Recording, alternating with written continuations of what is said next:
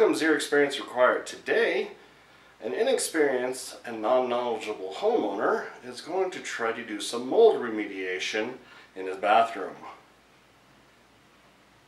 Here's what the exterior of the problem looks like. It is a mushroom in that corner. It is really nasty looking, and I am utterly disgusted by it. I believe the source of the water for that mold is this failure of the caulk inside my shower. So we're going to see if fixing that will remove that. Also, we are going to replace the wood trim here and physically remove that mushroom and any damaged drywall we can get access to. I found this at Home Depot, and I plan to use it to try to neutralize the mold and make it safer to remove. I've also got a face mask to wear and rubber gloves. If you're scared of pulling back baseboards and whatnot, you could just try removing this and then just sealing everything up with caulk and whatnot. But as you can see, there's even more nastiness the more you dig.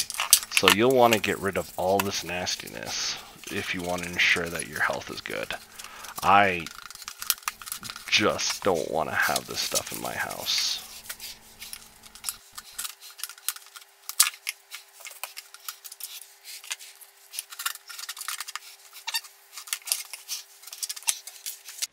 So here's the corner where it was, and I can just stick my knife down in there.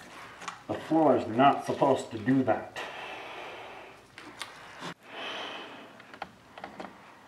Here's the real bad news. Look at that floor, dude.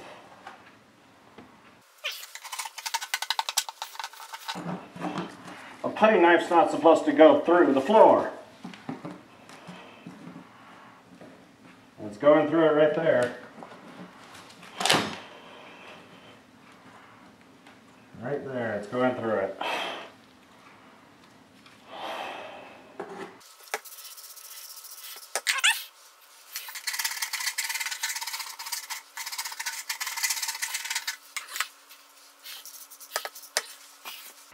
But in reality, I'm probably going to call a professional to see if we could get just the bathroom remodeled.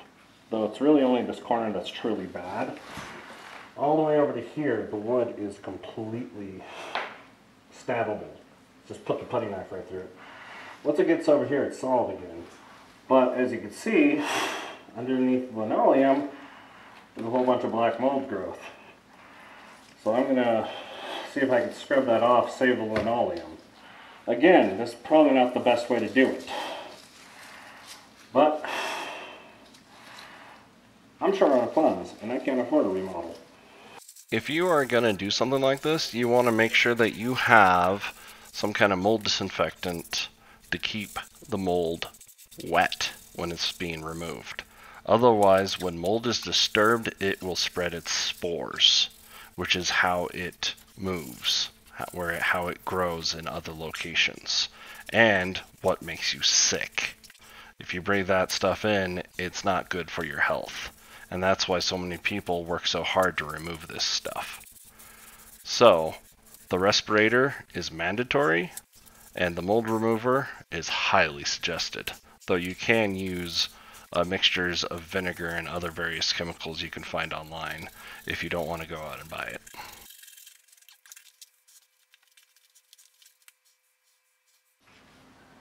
So I've decided the section of wood needs to come out from here to here.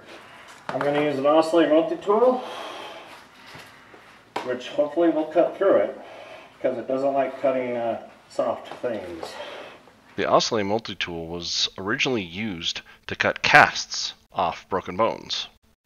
And as a result, it actually is not very good at cutting soft materials, i.e. flesh. So it later got adopted in industry because it was so versatile. I was not expecting another layer of plywood underneath. So that's interesting. So this lower level of plywood is just as rotten. So I'm going to cut the same area as before and just go deeper. What I'm cutting into is the leftover remains of particle board or chipboard after it's been exposed to a lot of water. It literally turns back to mulch after it's been exposed to water for a long period of time. Real plywood would not. It might splinter and kind of fall apart, but if they had made this out of plywood, I would not be pulling up this floor right now. To minimize cleanup, I tried to lift this section up as one piece and all the debris to go with it. I only used the wet dry vac after I thought I had dealt with all the mold. Why using vacuums with mold is dangerous is because mold spreads through the air. I thought I had dealt with all the mold before I pulled in my wet dry vac, but I was wrong. I noticed some more mold up there, so I'm going to cut into the drywall to get to it. I sprayed a whole lot of mold disinfectant behind the wall before starting this, but if you're going to use a vacuum with mold remediation, it needs to be a HEPA vac.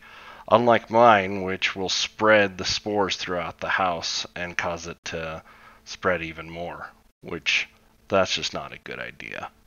Hopefully I didn't do that, but only time will tell. So I've finished up the cleanup and the removal of all the nastiness, and I think it's cleaned up quite well. I honestly believe at this point I could just slap some plywood to replace what I removed on with a 2x4 running across here, and with it screwed down from inside the other room and in here, and then just button everything back up and fix the leak, which I think is right there. We're able to stick the putty knife right through all the way into the shower. I did call him a professional. His link is in the description. He's a really good guy. And he said technically I should pull the shower pan to see what's under there to make sure that the subfloor is not completely rotting away.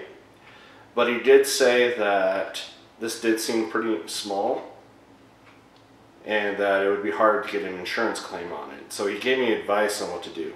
He said to cut this drywall right here a little bit more to ensure that there's no mold on the back of it, and there wasn't. And then he said on the other side to pull off the trim and see what the drywall looked there. He's also suggesting cutting up the vinyl a little bit and pulling it back, and then putting on heaters and fans in this area to dry it out for 2 weeks. So let's cut up this linoleum. I read online that you're supposed to use a fresh blade and cut in the simulated grout seams.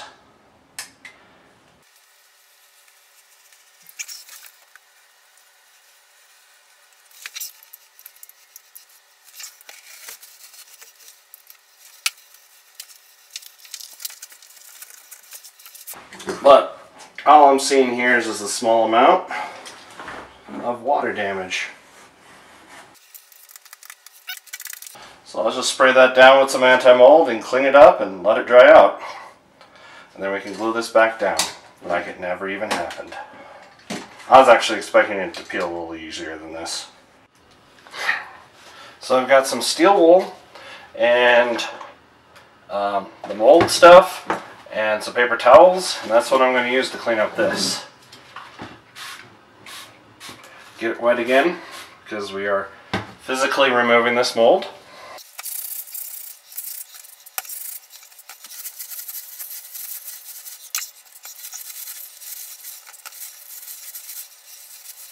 Oh look, there's another layer of linoleum. Should I cut into that? So let's cut this linoleum out. Oh, that's not that bad underneath there. Okay, I think that's good.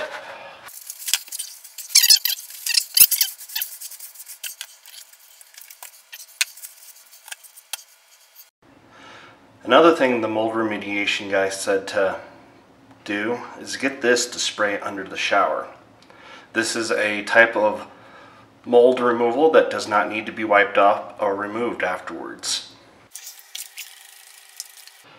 So here's my setup for drying out the remaining moisture so we can patch it up. I've got a very powerful fan and I've got a decent heater. Just leave these running for 2 weeks is what I was told, and that's what I plan to do. So I'll see you in 2 weeks. Thank you for watching this video of me doing mold remediation. This is part 1. Hopefully part 2 will involve putting everything back together and making it so it just looks like new. Like and subscribe and let me know what you think in the comments. Thank you. Bye.